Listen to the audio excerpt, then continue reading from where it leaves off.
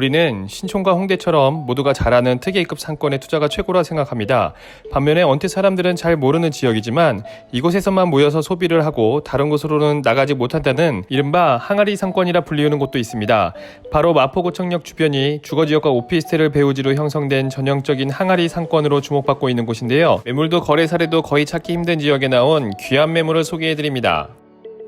안녕하세요. 여기는 마포구청역 2번 출구입니다. 마포구청역 주변을 살펴보면 건너편은 아파트 단지가 보이고요.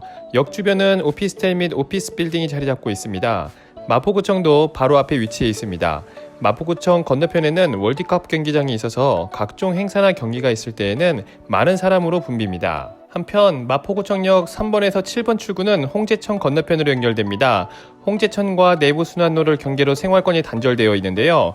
주거용 다세대 다가구 건물이 주를 이루면서 근린생활시설이 함께 혼재되어 있는 지역입니다. 마포구청역 1, 2번 출구 쪽이 아파트와 오피스텔 등 높은 대형 빌딩 중심으로 밀집해 있는 것과는 대조적인 모습입니다. 이러한 이유는 마포구청역 1, 2번 출구 쪽의 용도지역이 바로 유통상업지역이기 때문입니다. 주변이 모두 주거지역인 반면에 딱 이 지역만 상업지역으로 지정되어 있어서 건물들이 높고 밀도 있게 들어설 수 있습니다. 배후지를 살펴볼까요?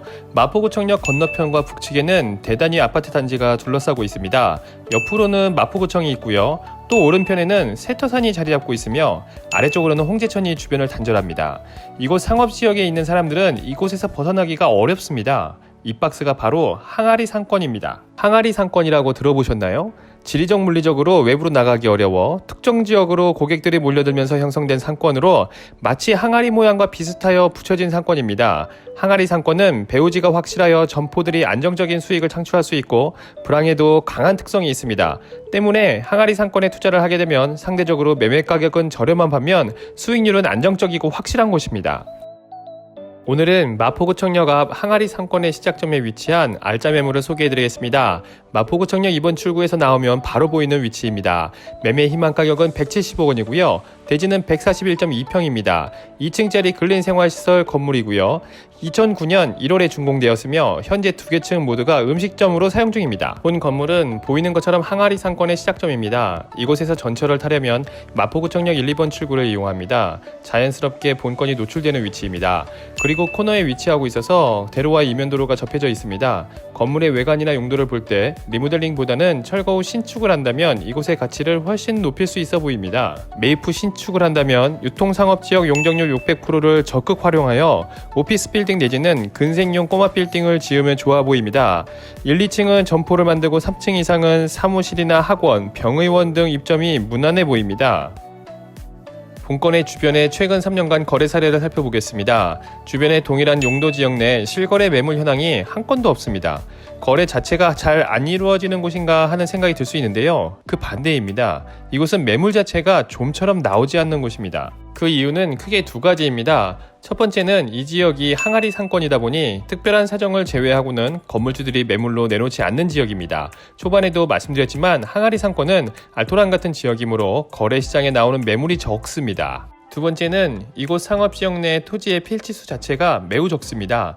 지적지도를 보면 분홍색 부분이 유통상업지역 내 토지인데요. 세어보면 약 40여 개가 안되는 필지가 전부입니다. 그나마도 대부분의 토지가 오피스텔 등 집합 건물의 토지로 사용 중입니다. 실제로 거래시장에 나올 수 있는 토지 건물은 기껏해야 이제 5필지 내외입니다. 그래도 거래 사례는 한번 살펴볼게요. 지난 5년까지의 거래 사례를 체크해 보았습니다. 2018년과 2019년에 각각 3,700만원, 5,400만원의 거래 사례가 존재합니다. 두 건의 사례는 모두 시기적으로 거래가 있어서 본 매물과 직접 비교보다는 참고로 말씀을 드립니다. 참고로 2019년에 거래된 사례로 과거 지상 2개층의 낡은 건물이었는데요. 지금은 지상 4층, 지상 16개층의 빌딩으로 탈바꿈한 사례가 있습니다. 본 매물도 이와 같이 대략 12개층 정도의 빌딩을 지을 수 있을 것으로 예상합니다. 현재 시장에 나와 있는 주변 매물도 비교해 보겠습니다. 마찬가지로 마포구청역 주변 상업지역에는 본 매물 외 다른 매물은 전무합니다.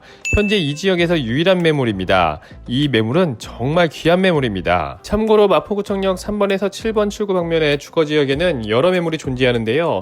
현재 6,100만원, 6,500만원, 8,700만원 정도의 호가로 시장 가격이 형성되어 있습니다.